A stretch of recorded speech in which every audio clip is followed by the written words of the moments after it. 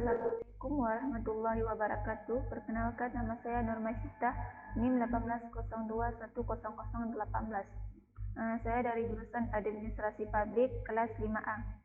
Di sini saya akan menjelaskan sedikit tentang peran transportasi terhadap perkembangan regional. Pengertian transportasi. Secara sederhana, transportasi adalah perpindahan barang atau manusia dari tempat satu ke tempat lainnya dengan menggunakan alat transportasi. Secara bahasa, transportasi diserap dari kata transportation dalam bahasa Inggris yang berarti angkutan atau alat untuk melakukan pekerjaan pemindahan. Selanjutnya, pengertian transportasi menurut para ahli. Menurut Salim tahun 2000, transportasi adalah kegiatan pemindahan barang atau muatan dan penumpang dari suatu tempat ke tempat yang lain. Menurut Adi Sasminta tahun 2011, transportasi adalah sarana penghubung antara daerah, produksi dan pasar, atau jembatan antara produsen dan konsumen. Transportasi menghubungkan, mendekatkan, dan menjembatani pihak-pihak yang saling membutuhkan. Yang ketiga yaitu menurut Miro tahun 2005, transportasi adalah usaha memindahkan, menggerakkan, mengangkut, atau mengalihkan objek dari suatu tempat ke tempat lain untuk tujuan-tujuan tertentu.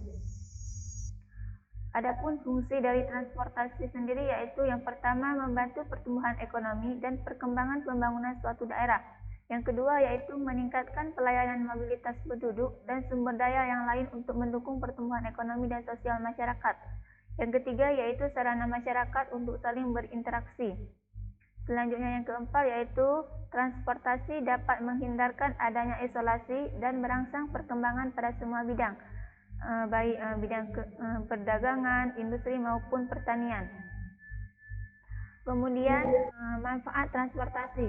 Yang pertama yaitu manfaat transportasi bagi ekonomi. Adapun manfaat transportasi bagi ekonomi yaitu transportasi dapat memperluas pasar dan pemindahan barang baku dan barang jadi. Yang kedua yaitu membantu mobilitas tenaga kerja dan modal. Yang ketiga yaitu transportasi mampu menjaga stabilitas harga, mencegah kenaikan harga karena sulitnya penyebaran barang. Yang kedua yaitu manfaat bagi sosial. Manfaat transportasi bagi sosial yaitu yang pertama membantu pemenuhan kebutuhan hidup manusia di suatu lingkungan, baik mulai dari makanan, minuman, ataupun berbagai alat kebutuhan lainnya. Yang kedua yaitu mempercepat perpindahan manusia, memudahkan pertukaran informasi antar daerah. Selanjutnya, transportasi membantu meningkatkan standar hidup masyarakat, karena transportasi membantu meningkatkan produksi sehingga standar hidup pun meningkat.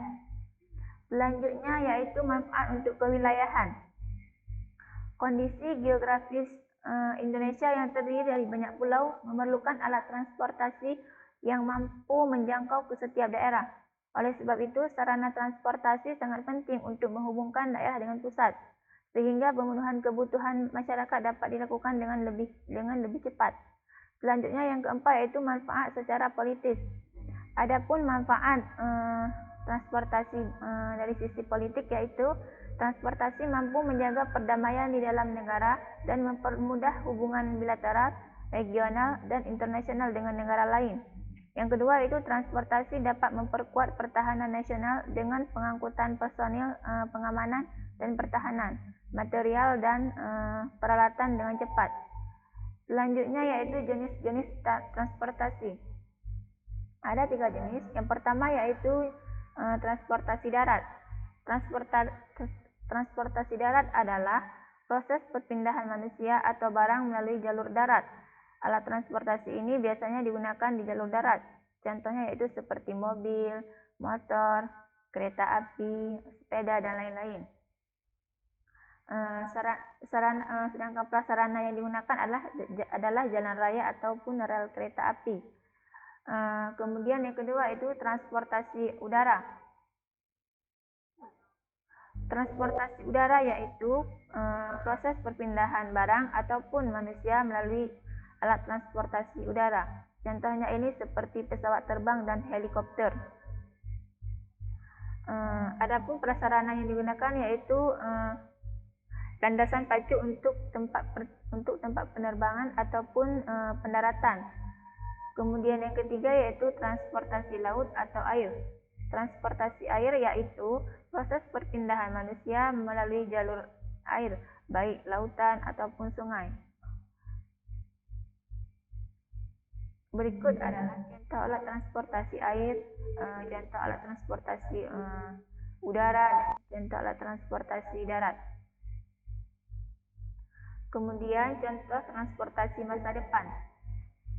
Yang pertama yaitu ada mobil tanpa supir.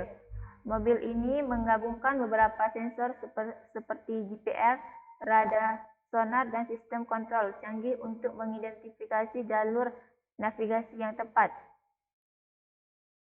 Yang kedua yaitu pesawat bertenaga listrik.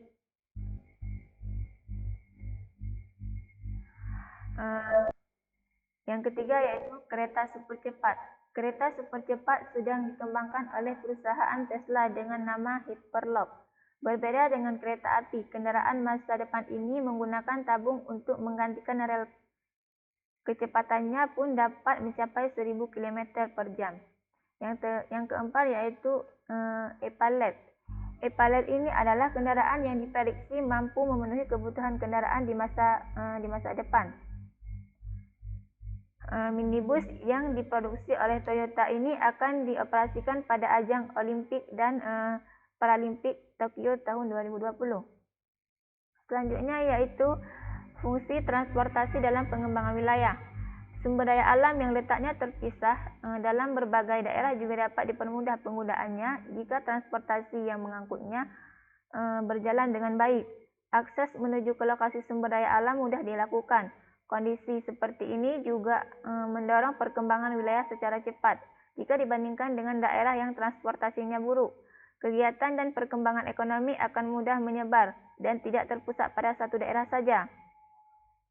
Ini berarti pemerataan dan kesempatan berusaha dan mendapatkan pekerjaan lebih terjamin, yang merupakan salah satu persyaratan bagi pengembangan wilayah.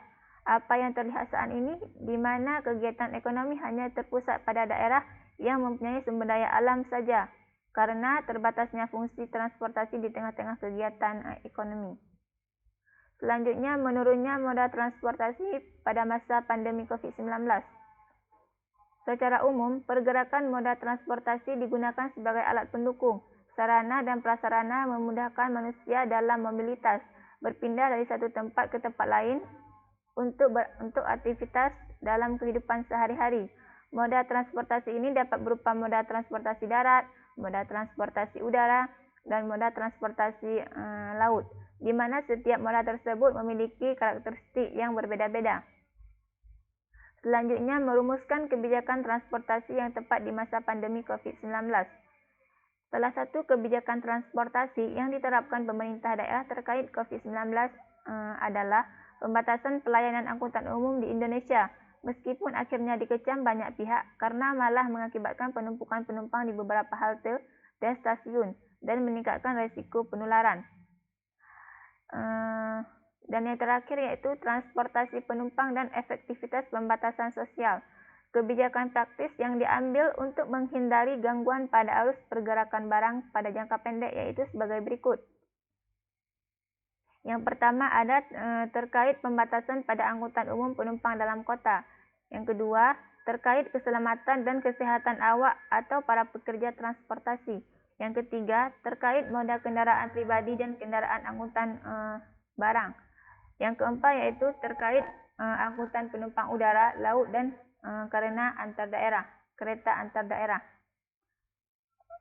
Cukup sekian pemateri dari saya, lebih dan kurang saya mohon maaf. Wabillahi taufiq wal hidayah. Assalamualaikum warahmatullahi wabarakatuh.